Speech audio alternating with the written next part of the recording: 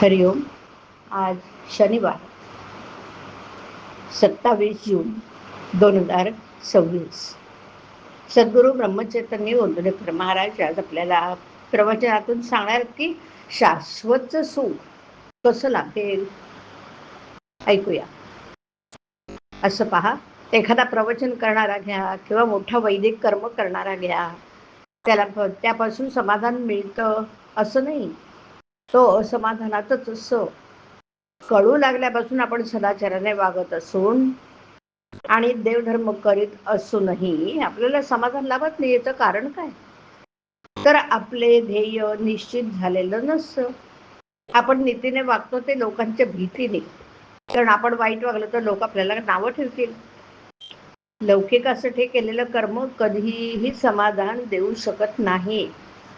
पापकर्म करणाऱ्यांनाही समाधान लाभत नाही, कारण त्याला सुद्धा आपण करतो हे वाईट आहे असं वाटतच असतं.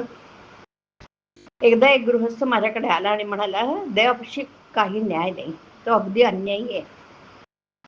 मी त्याला विचारलं, असं झालं तरी काय?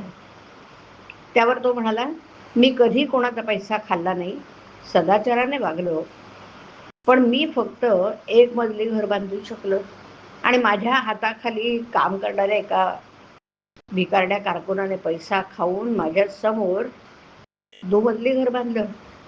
मी त्याला विचारले की मग तुम्ही का नाही पैसा खाल्ला? त्यावर तो म्हणाला, मला तसं आवडत नाही, लोक नावं ठेवतील. तेव्हा जे कर्म लौकिकासाठी केलं त्याने कधीही समाधान मिळू शकणार नाही.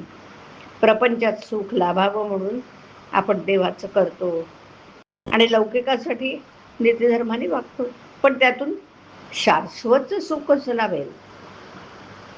अंगावर चांगले दागिने घातले, उत्तम लुगडं नेसलं, परंतु कुंकू जर कपाळाला नसेल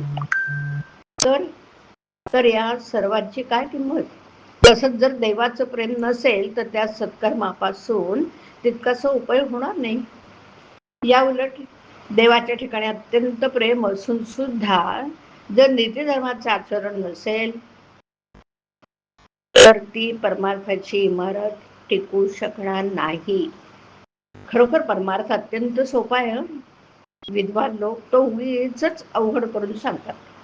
चांगलं काय वाईट काय हे कळायला लागल्यापासून जो त्याप्रमाणे वागेल त्याला खात्रीने परमार्थ साधेल. परमार्थ 3 पैकी कोणत्याही एका गोष्टीने साधू शकेल. 1. देहानी साधूची संगत. 2. संतांच्या वाङ्मयांची संगत, त्याचप्रमाणे पुढे आचरण. आणि 3. भगवंताचं नामस्मरण. नाम घेतल्याने त्यांची संगत आपल्याला अखंड लाभू शकेल. संतांनी सांगितलं ते संशय न घेता विश्वासानं करणं ही पहिली पायरी आहे, आणि ती पुढे निश्चयाने, श्रद्धेने, प्रेमाने चालू ठेवणं ही शेवटची पायरी. हाच शाश्वत समाधानाचा मार्ग आहे. जग काय म्हणेल म्हणून वागणं याचं नाव व्यवहार, भगवंत काय म्हणेल म्हणून वागणं याचं नाव परमार्थ. हरिओम. हरिओम तत्सत. हरिओम.